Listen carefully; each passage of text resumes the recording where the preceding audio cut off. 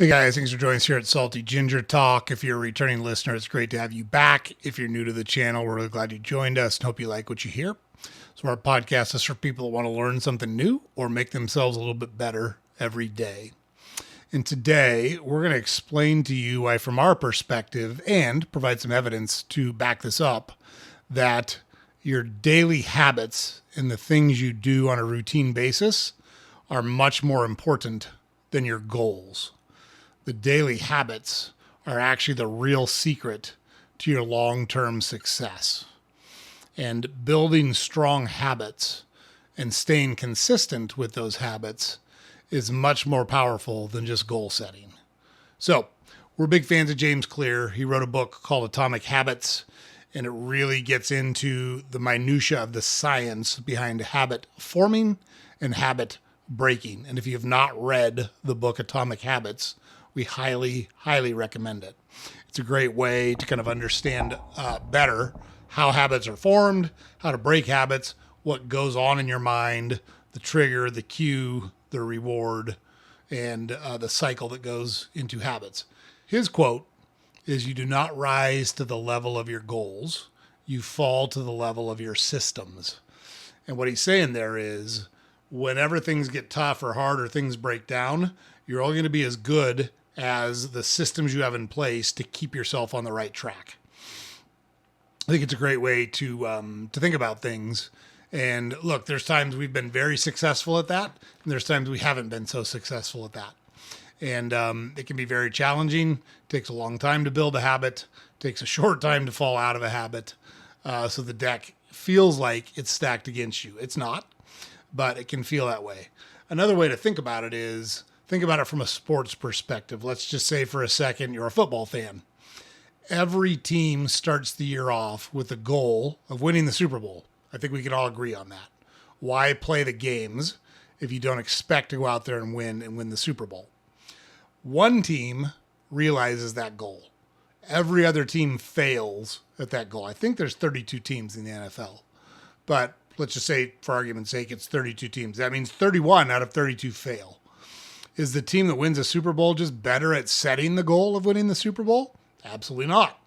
What they are better at, or what they do a better job of, is consistently working on and executing the things that it takes to win the Super Bowl.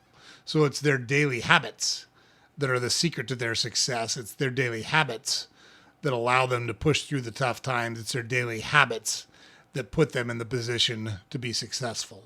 So we're going to give you our top 5 reasons why the habits and the systems that you will work on every day are more important than the goals themselves. So let's just jump into it. Reason number 1, habits build your identity. Goals allow you to chase outcomes. So, really fancy words. What the hell does that mean? Habits are process focused. Goals are results focused. So on a habit, I've coached a lot of sports because I played baseball in college, and I coached my kids when they were growing up, and I'm a good coach. And one of the things I tell other coaches is you need to coach the approach. So if you want to teach someone to be a good hitter, don't focus on the outcome of their at-bats. Focus on the approach they take when they go to the plate. They should know, are they a good first pitch hitter? Are they a good curveball hitter? Are they a good fastball hitter? What is the approach they're trying to take at the plate? Is the pitcher wild? Do you need to make him throw a strike? What's the situation in the game? You should have all of those trainings and all of that experience to draw on when you go up to the plate if you're going to be a good hitter. So you coach all of those things. You don't coach, hey, I want you to hit a double into the left field gap. You coach, I want you to take a good approach at the plate. I want you to get a pitch that you can drive somewhere, and I want you to put a good swing on that. So the key here is, when you consistently act in a certain way, think about all those repetitions in the batting cage, all those repetitions in situational hitting on the field, all those repetitions in inter squad games. Those are things you can draw on when you're at the plate and the chips are down and the stakes are high and you really need to come through for your team. So when you act in a certain way consistently, you start to become the kind of person who does those things. So a person who works out daily becomes someone who's healthy. and not just someone chasing a number on a scale. We have a friend who was a very good runner when we lived in New England. And we loved what he said. I said, "So you're a runner?" He said, "No, I'm not running right now. I used to be a runner. But when you stop running, you're no longer a runner."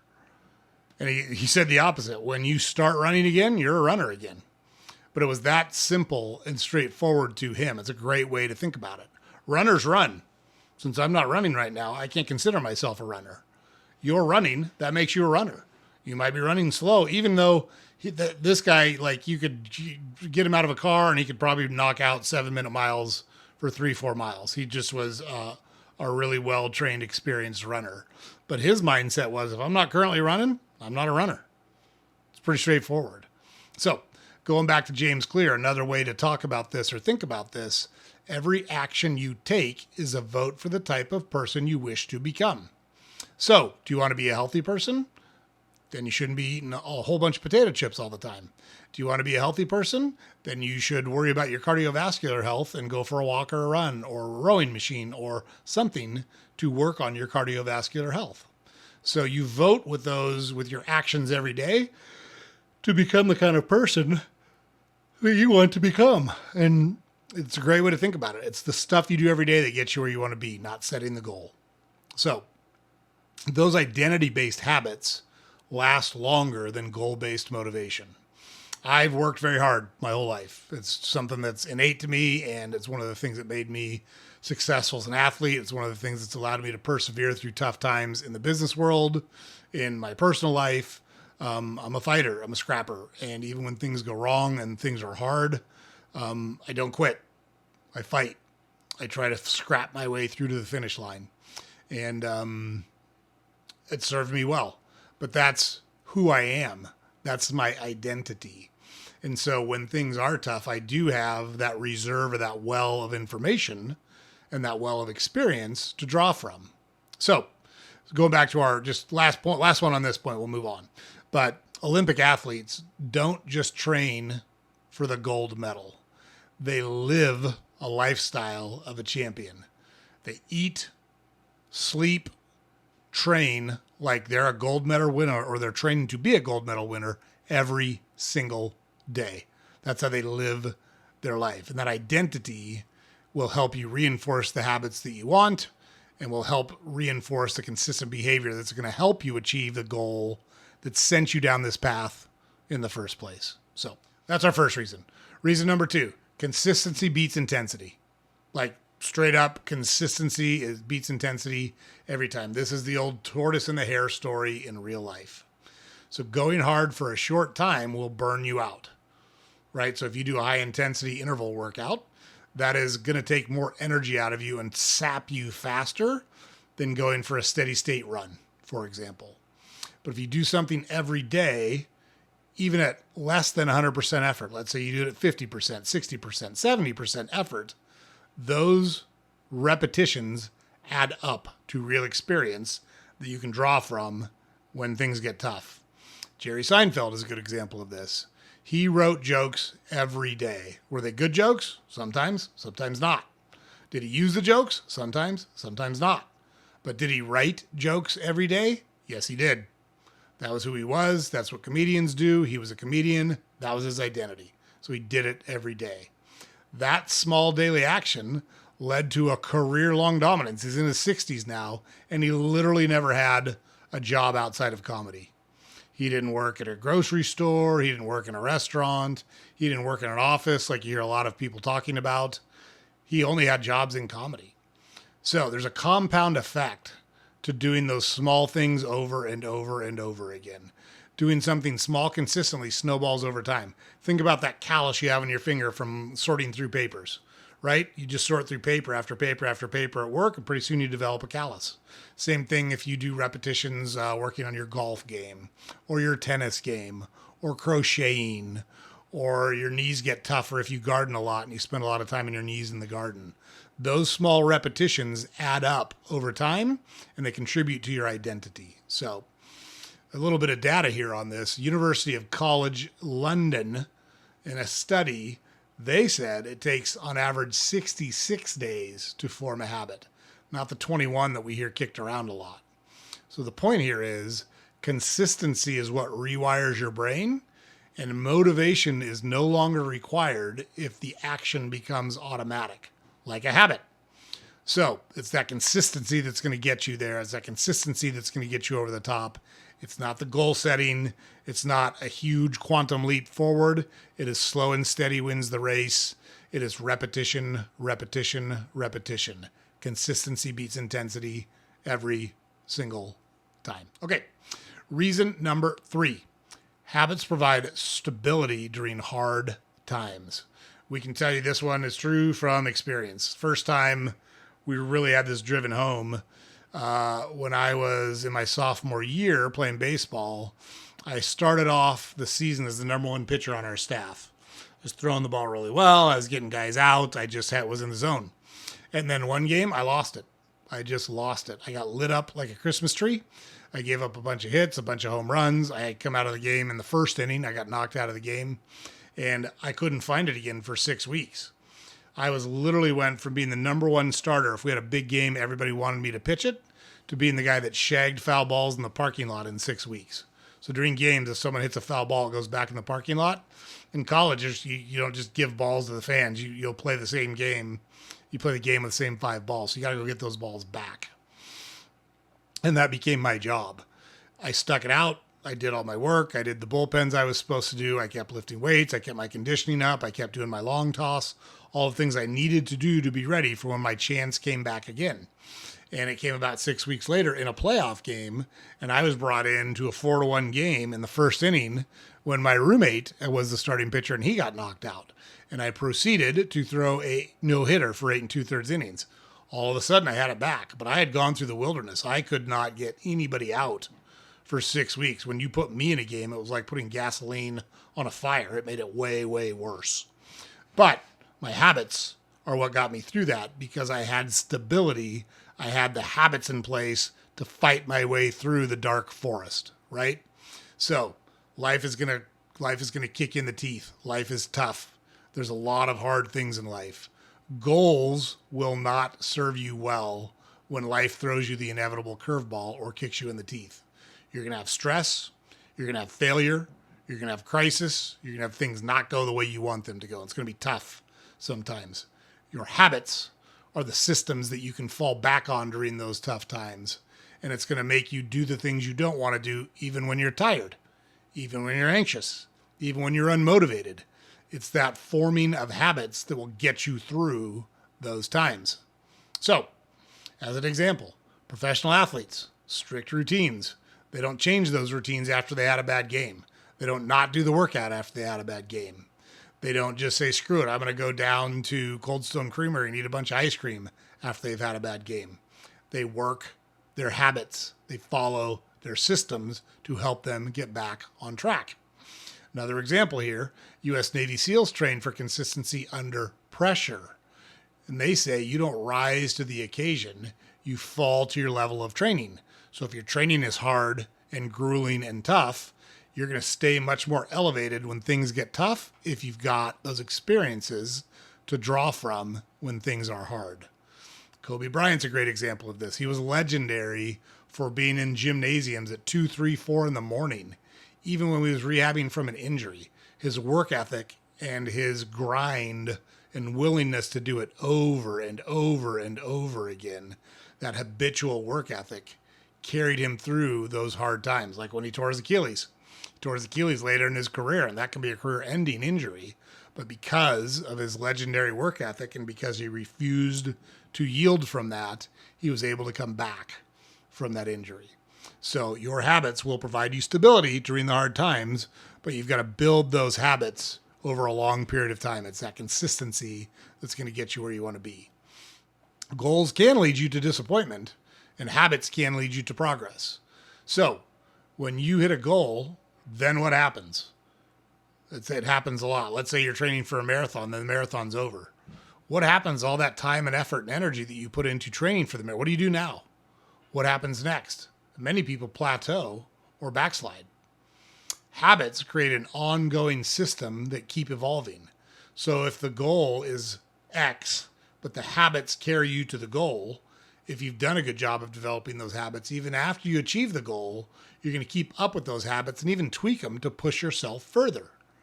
If you over focus on goals, you're going to wind up with an all or nothing mindset, right? So that's what it's like to be a Patriots fan back in the day or a Yankees fan back in the day. Anything less than a championship is a failure as a season. Okay, I get it. That sounds good, but it's not the real world. You can't win it every single year. It's just not how things work. In that scenario, if you miss a milestone or you don't win the championship one year, you're a failure. The Patriots, I think, played in 8 or 9 consecutive AFC championship games. That's crazy hard to do, where you wind up being one of the 2 final teams from your conference competing for a spot in the Super Bowl 9 years in a row, 8, 9 years in a row, whatever it was. That's wild. Kansas City is going through one of those stretches right now. But it feels like a letdown. Kansas City did not win the Super Bowl last year, and I'll guarantee you Kansas City fans are like, what a disappointment. Like, you made it to the Super Bowl and were competitive, just couldn't win the game. Like, you're going to feel like a failure if that's your mindset. Focus on the habits, focus on the work, focus on doing the work every day, and it's going to help you get through where you want to get to, and it's going to keep leading you to progress. Because with habits, every single rep counts. Every action is a win or a step towards the goal. So here's a weight loss industry statistic. 80% of people regain their weight after they're dieting. Why is that? Because they're focused on a goal and a number. Once they get to the number, they change the habits that got them there and revert to the habits that led them to put on the weight in the first place. And they wind right back up where they started. Because they don't focus on the habit. They don't focus on the routine. They focus on the number. They focus on the goal. And then when they hit the goal, the rug kind of gets yanked out from under them. Their habits go away. The old habits creep in. And the cycle continues. So not all where you want to be. Reason number 5. Here's our last reason here on why habits and consistency are way more important than goal setting. Success is a lagging indicator of habits. So the only place where success comes before work is in the dictionary. Success doesn't show up right away. It's the result of invisible, compounding habits over time. Think about planting seeds or plants in a garden. You don't see growth in the early days, but it's happening underground. It's happening because you planted the seeds. It's happening because you fertilized the garden. It's happening because you're watering those plants on a regular basis. Here's another example. You may or may not know this, but Warren Buffett, who is one of the richest people in the world, 99% of his wealth came after the age of 50. He was doing the same things that he was doing in his 50s, 60s, and 70s, in his 20s, 30s, and 40s. But it takes time to build up that fortune. It takes time for compounding interest to do its work. So he already had the habits. The habit was long-term investing discipline. It takes a long time for that to kick in, but he was consistent, and look where it took him. In the early years of Amazon, it had no profits. They made $0. They didn't make any money. Jeff Bezos focused on the habits, customer obsession, long-term thinking, technological investment, bringing good people into the business and letting good people drive the business. Those were the things that eventually led Amazon to make money. And in fact, most of Amazon's profit comes from Amazon Web Services, not from running the Amazon website and selling products to customers. So you don't need to see the results to trust the process. You have to put together a good process, believe in that process, and it will deliver the results that you want. But you need to be habit and process focused, not results and goal oriented. Nothing wrong with setting the goals.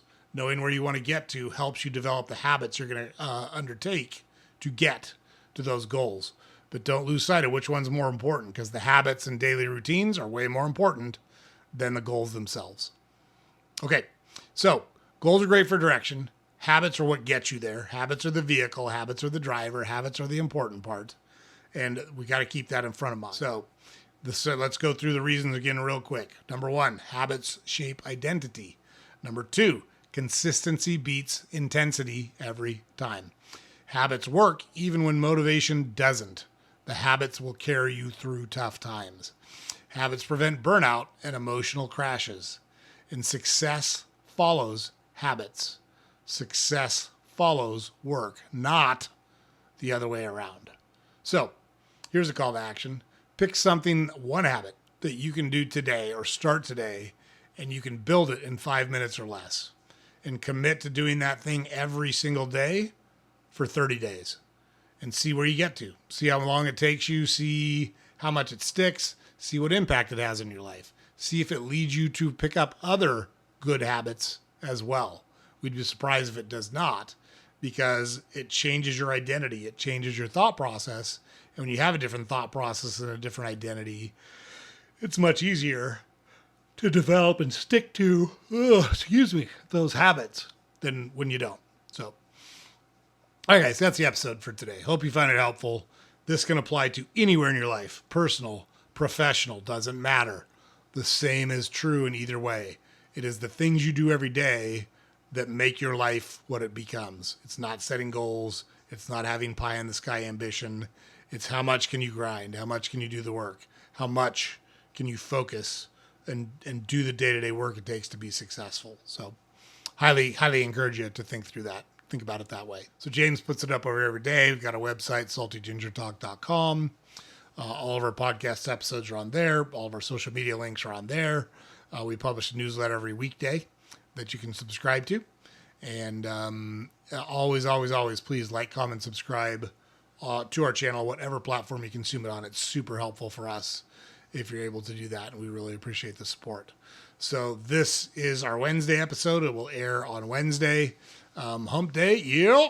Don't forget to come check us out on Thursday and Friday this week. We really appreciate the support, and we will see you guys on the next episode.